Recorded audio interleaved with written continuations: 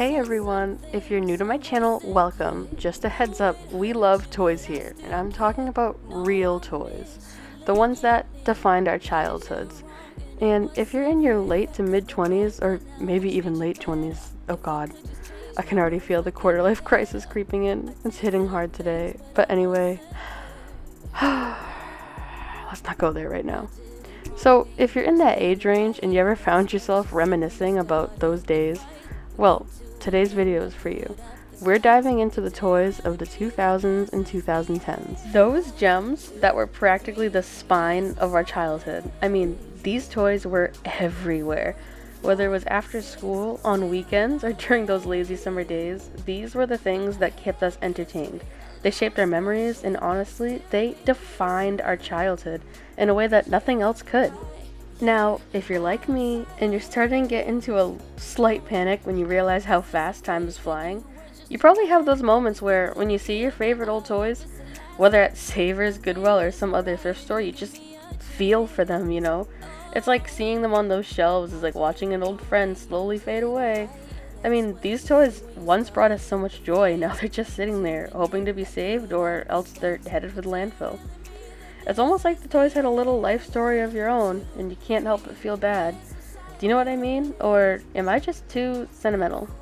When I was a kid, these were the toys you couldn't wait to play with after school.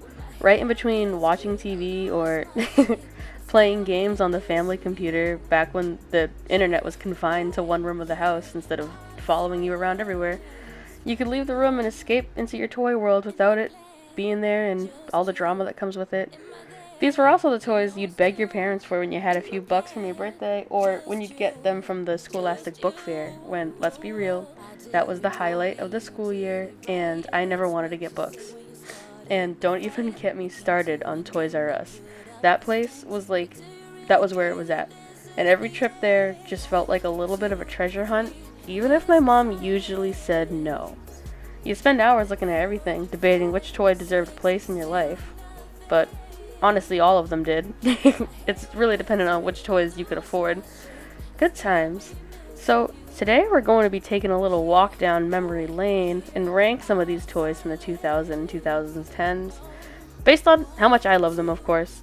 But hey, I do want to hear from you guys too. So drop a comment below and let me know what toys were your go-to. So, at number 10, I'm going to put the Easy Bake Oven. Not that I disliked it really. I mean, it made it onto the list, but because I just didn't use it much. I don't know, I feel like I'd get an Easy Bake Oven, because I swear I had multiple of these things, and I'd be like super into it for like the day, usually like Christmas Day or the day after, and then once I ran out of the glorified MRE packs to make food, I'd be kind of like over it. Maybe it was because I don't think my mom ever got me more of the baking packs, or maybe she did. But I just don't think I used them often, and the food just wasn't good. I mean, you're baking brownies with a light bulb, so obviously it's not going to be great. Maybe some of you guys have better memories with this thing. At number 9, I'm going to put Barbie. Okay, I understand such a low ranking might be controversial, but I just didn't really like dolls.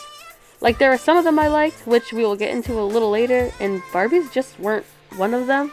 Which is crazy because my family got them for me like a lot, like you name it. Barbies, Kens, outfits, playsets, cars, the Barbie dream house. I just could never get into it. That's not to say I didn't enjoy other Barbie things. The movies were peak, I mean. Barbie Fairytopia? Banger. Barbie the Princess and the Pop Star? Banger. And more?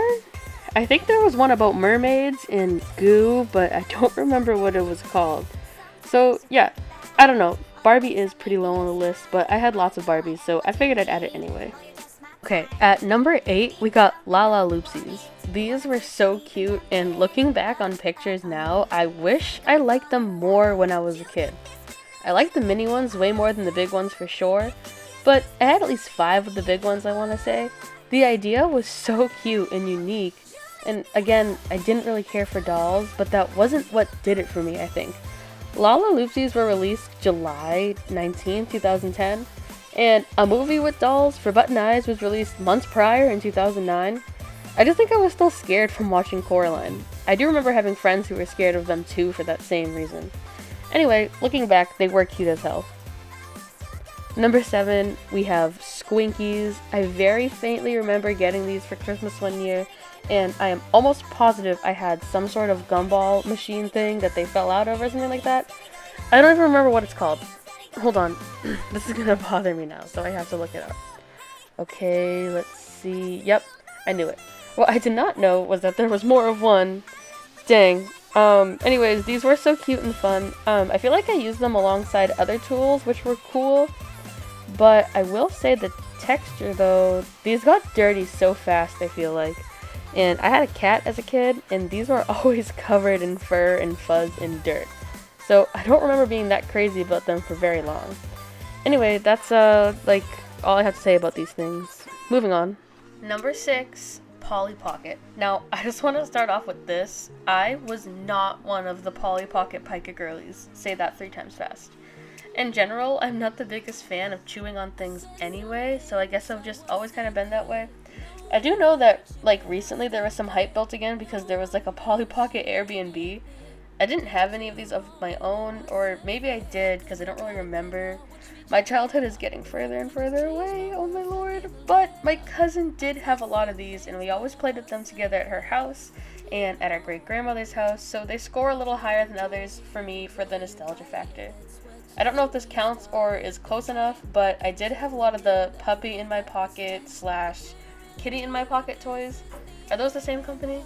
Number 5, Zuzu Pets. I was just recently reminded of the existence of these things. Once while I was at Walmart and I saw a toy in a box that looked eerily similar, and again in a group chat where someone mentioned that they had them and they loved them, and I was like, oh my gosh, I also had and loved them. I have no idea what in the Men in Black wiped these from my memory, but I had so many. And I think I had like a track and like balls for them to run around in and stuff. My cousin had a lot of these too, and I just liked how they were hamsters that like didn't die or bite. Anyway. Number 4, Calico Critters. I had so many of these. Despite how expensive they were. I remember I had the mansion, or like it was like a townhouse, or it was something, and I had the bunny family, and I think I had like kangaroos or maybe like foxes or something. I had a lot of them, okay? And I used to keep them in a hot pink velvet box thing in my room. It was like an ottoman, which, can I just add, my room was also purple and zebra print. Can you get more Y2K than that? I don't think so. And I'd also keep their houses in my closet. I love them so much, but more importantly, their accessories and their play sets were the same scale as the other stuff I played with, which we will get into in a little bit. So for number 3, this is actually a tie between 2 things. The My Little Pony G4 brushable figures, if you know, you know, and Monster High dolls. I could not decide which of these would place lower, since I love both of them so much, so I am splitting the ranking for 3 between the both of them. First, the My Little Pony figures were so cute. They legit looked so much like the show, like they were just in such a cute style, and the hair was like so BB gorgeous, and there was just so many of them. I remember being so hyped for like my 13th birthday, don't judge, I got all My Little Pony toys, including like a big set of them that came with like Princess Cadence and like shining armor and stuff, and I think a castle, or the castle might have been separate. I got a lot and I love them so much, and for my 12th birthday it was kind of the same story but with Monster High dolls. My fave Monster High doll was probably Toralei, even though she was such a biche, but she was cute. And I had the Monster High doll house beside my Barbie dream house that I did end up giving to a younger family member because, as I mentioned, I just wasn't crazy about Barbies. Monster High dolls were so fabulous, but they were definitely a little on the skinny side, and I think it might have given me like a complex at a young age. Number 2, Webkins. Guys, these stuffed animals were it. And if you say it was Beanie Babies, you were wrong, okay? Webkins were so fire. You were so cool if you had one of these, especially since they came with the code to put them online. I remember going to flea markets with my mom, and she'd get me like 1 or 2 or 3 or 4 of them, however I could convince her to get me. And it would be like the best day ever. I had so many. and the Webkins website is still up. Like, what? I mean, my account doesn't exist anymore, but I also have been hearing about people emailing Webkins and getting their accounts back, but that's a different story for a different day. But I just feel like Webkins were so unique. Like, they were scruffy, they had, like, the beans in their feet and, like, the stuffing in the rest of their body. I just love them so much. I had so many, and they all slept on my bed with me, and I had to pick them up in the morning and throw them back onto my bed to make my room look like less of a mess. Honorable mentions. Before we get to number 1, I want to add my honorable mentions here. Bratz dolls. They were cool, but I think I only had like 1 or 2 maybe. Again, I just wasn't the biggest doll person, with Monster High being the exception. Beanie Babies. I know you guys are gonna think I was just rashing on Beanie Babies. No, I was just saying that Webkins are better, okay? I had lots of these, but they just weren't as cute as Webkins to me, though I might have had some that are maybe worth millions now. I guess we'll never know. Furbies. I had a Furby Boom. Furby Booms were like the cute, like Y2K kind of ones. They came with like an app. Like, I remember the app was cool, but like, I wasn't that into them for very long. But I do remember that when I like was done playing with my Furby, like my mom was still playing with my Furby. The DS Lite. Okay, now this was a huge part of my childhood, and it was definitely one of my favorite things to play with. But I put it as an honorable mention because it is a video game console, so I just didn't feel like it fit on the list because this is toys. But man, I sure do hope my Nintendogs are okay. And now, number 1, Littlest Pet Shop. I know, big shocker. But for real, what is it about these plastic animals that make them so appealing? I still love them to this day, and they are my absolute fave as kids. I'd use everything with them. I'd make accessories and follow like YouTube tutorials.